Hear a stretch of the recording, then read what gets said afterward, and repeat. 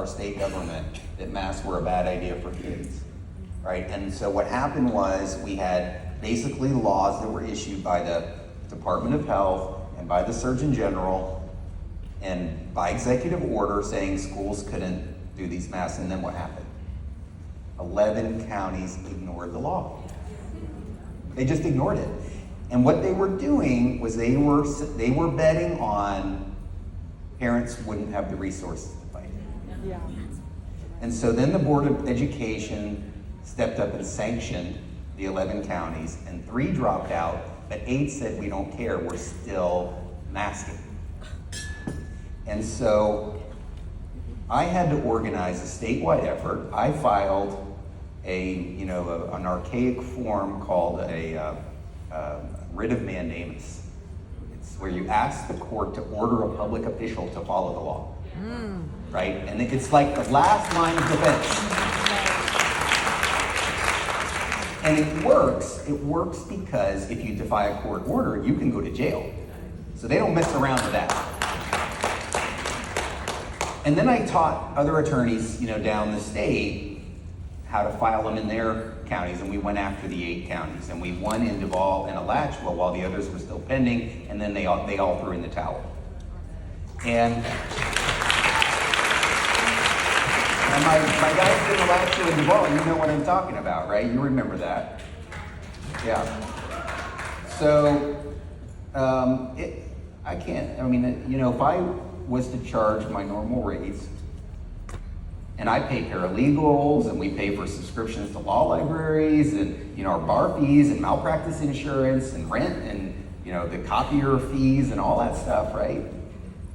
But those lawsuits were probably over $100,000 together.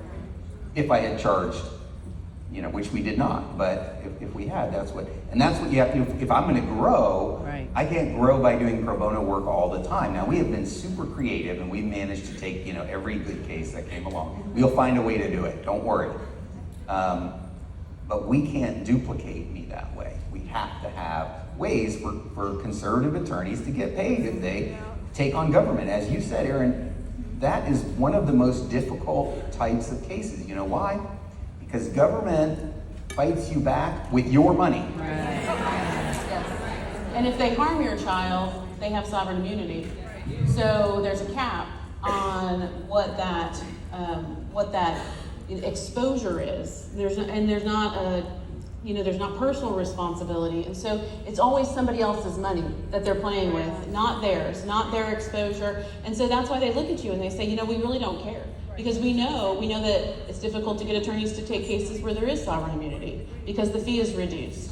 We know that if you get over the amount for sovereign immunity, the only way you can recover that is go to the legislature and convince them that they should give you more as an act of grace than sovereign immunity. And so you have it in both. You have it in the harm area, so their concern about the extent of the harm, this intentional harm that we think is happening. I think we are perpetuating mental illness in our children with what is happening right now in our children. And so we have a mental health discussion. I said, well, but you're causing the mental health problem. So how do we separate?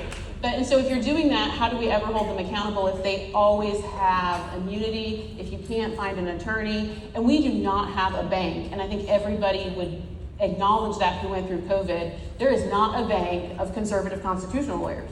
There's just not. I mean, you didn't do this before, Jeff, correct? Like, I talked to more business litigators who, but we've not ever had to fight on that playing field. And it was something so different that we need to be raising up, and our children need to know, and young lawyers need to know that there will be a place for them to fight very important constitutional battles as a conservative, but they need to know that they're going to be able to support their family at the end of the day.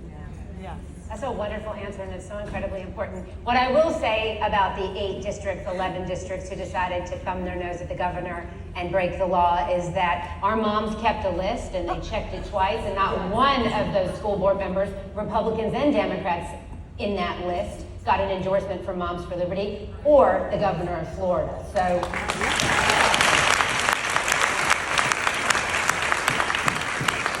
We have to do our job holding elected officials accountable, and we do that by making sure that we vote them out. and that we're paying attention to them when they're talking and making decisions. They need to hear from us. Before we move on to the last question, I just want to ask Jeff a question. Jeff, can you just take a second, please? Because I have had moms call me and say the FBI is calling me and wants to talk to me. The law enforcement wants to talk to me about all kinds of things that you would never expect to be questioned about. And so, Jeff, can you pretend like we're on the phone and I'm telling you about it? What would you say? What do you say to all the parents when the law enforcement that we love and respect, and we love law enforcement, but unfortunately sometimes they are used against us, and they have been in the past 2 years. And so how are we vigilant, and how do we participate but protect ourselves as well? Okay, so first let me just say, I think it's bonkers that I'm about to advise a room full of moms how to handle a contact by the FBI, okay? I feel like the Matrix is fritzing out or something. And before I start, which I would have said to you on the telephone too, I'm not a criminal attorney. However, my practice in recent years has caused me to overlap with federal criminal law enforcement in several occasions. For this reason, right? I mean, here we are. This is the reality that we're dealing with. And so there are a couple of just initial things. First of all, right off the bat, I want you to understand you have no duty or obligation to talk to an FBI agent. Not one word.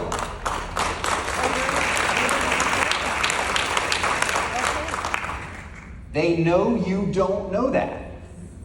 And they will take advantage of you. They will make it sound like you have to talk to them.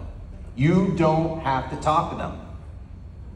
Unless you're served with a subpoena or a warrant, which is going to specify a time and date, or unless you're arrested, you don't have to talk. If they show up and they say, we've got a few questions for you, where's a good place we could talk? Right? You're going to be like, holy crap. With my lawyer is a good place to talk. You close the door. That's it. You don't even have to say no thank you. Here's what you need to understand. Okay, so I would have said, the FBI has this, reputation from the X-Files and stuff, this glamorous organization. I don't think they have that reputation anymore. But FBI agents are cops. They're just federal cops. Okay, so they're the same as a regular cop in your local community, except they've got, federal statutes and powers where your local cops have state and local statutes and powers, right? Cops are evidence technicians. What do I mean by that? Their main job is not to stop crime. That's what we think, right? And sometimes they do stop crime, but they mostly respond after the fact. And what are they doing there after the fact? Collecting evidence. And I was going to say cops are lazy. By the way, I love cops. I support the local police. I think they are the last line of defense against tyrannical federal government. Absolutely.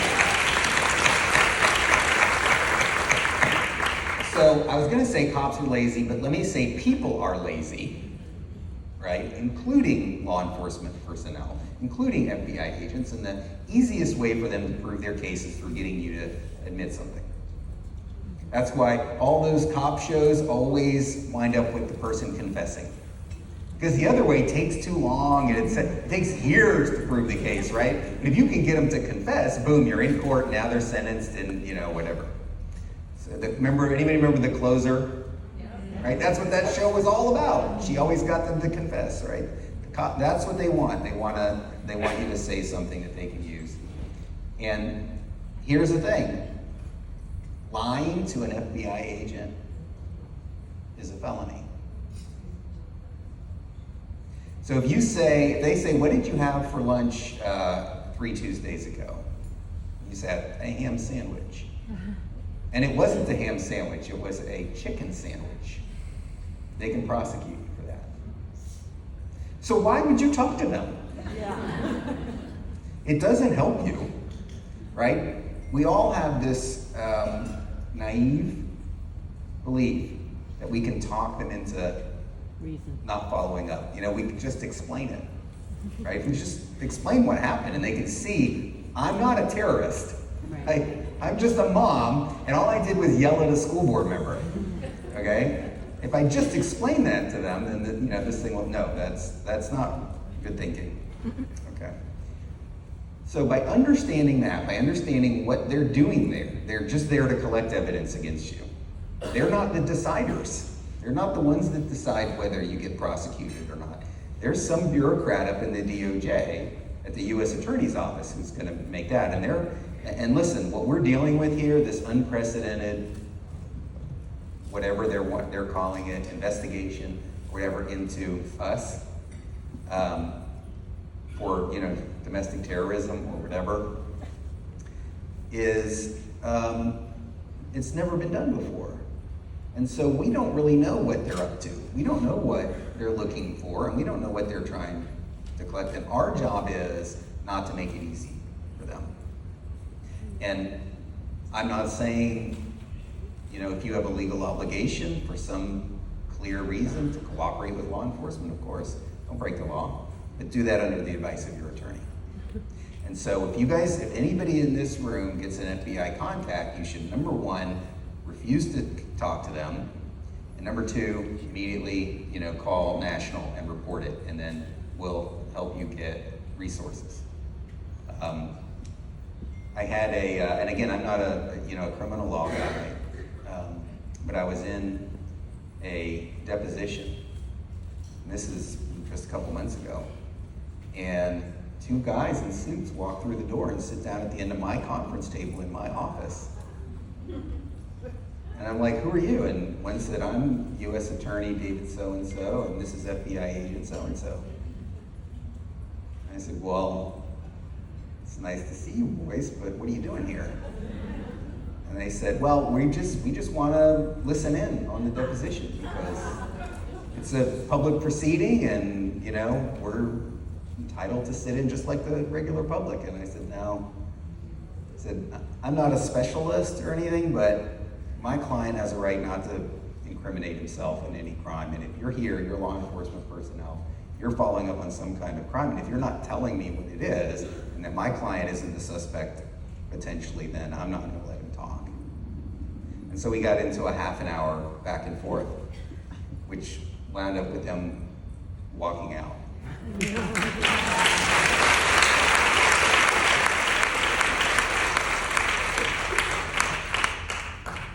So that's how pushy they can be, right? It took me, an attorney, a half an hour to get rid of them.